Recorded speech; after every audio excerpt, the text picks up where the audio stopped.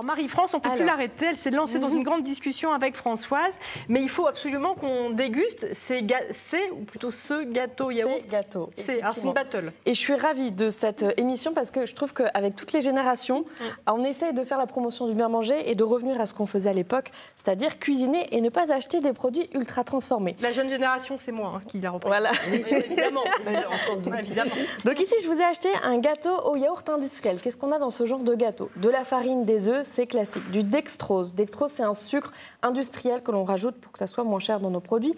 Des colorants, des caroténoïdes, c'est-à-dire qu'on est obligé de rajouter des colorants pour que notre gâteau soit orange.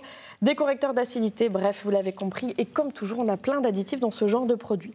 Là, ce gâteau au yaourt, le but, c'est de vous expliquer que de manière très très simple, vous n'avez pas de balance, vous n'avez pas grand-chose dans vos placards, vous pouvez régaler vos papilles, régaler les papilles de ceux de vos enfants, de vos petits-enfants. Donc vous prenez un yaourt, puisque tout se base autour de notre yaourt. Vous connaissez Péchalou, un yaourt local. Ouais. On est voisines.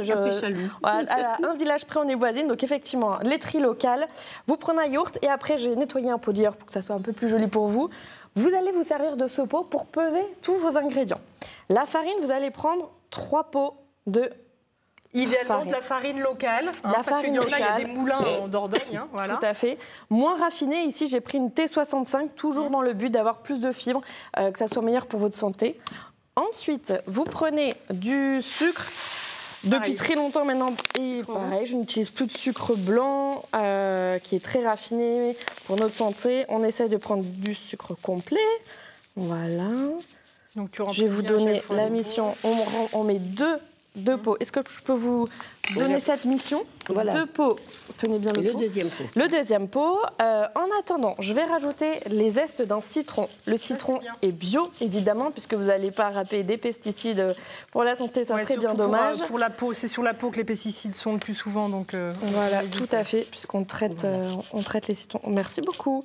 Là, vous voyez, vous vous arrêtez. Vous ne prenez pas la partie, le zeste blanc, je pense que vous le savez, mais on prend vraiment la première peau parce qu'en fait, vous allez avoir une amertume sinon dans votre gâteau. D'accord. Merci beaucoup. Donc, on a dit 3 pots de farine, 2 pots de sucre, 2 œufs. Voilà. Vous allez pouvoir aussi mettre la levure chimique que vous avez juste là. Allez. Hop. Bon, ça, c'est pas trop local, la levure chimique. Ça, c'est pas trop local. Je sais pas si c'est dans le principe d'Île-de-Garde.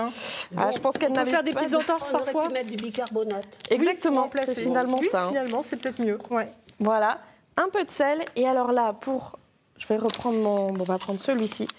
Normalement, on met de l'huile de colza. L'huile de colza, c'est riche en oméga 3.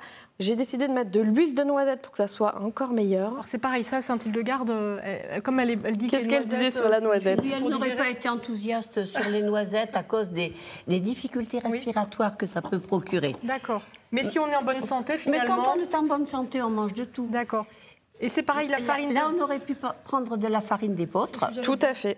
Qui aurait aussi donné un excellent résultat. Ouais, donc on peut et puis sur le plan nutritif, qui aurait contenu les 8 acides aminés essentiels que n'a pas le blé, enfin. D'accord. Bon, voilà. La prochaine fois, on fera ça avec de l'huile de la farine d'épeautre une autre fois pour comparer. D'accord. Voilà. Alors, on mélange, on n'a pas beaucoup de temps ici en chronique, mais on mélange le tout. Et je voulais vous partager mon petit secret, c'est de mettre par-dessus, une fois que vous avez mis toute votre pâte dans votre moule, vous mettez des lamelles de beurre tout le long.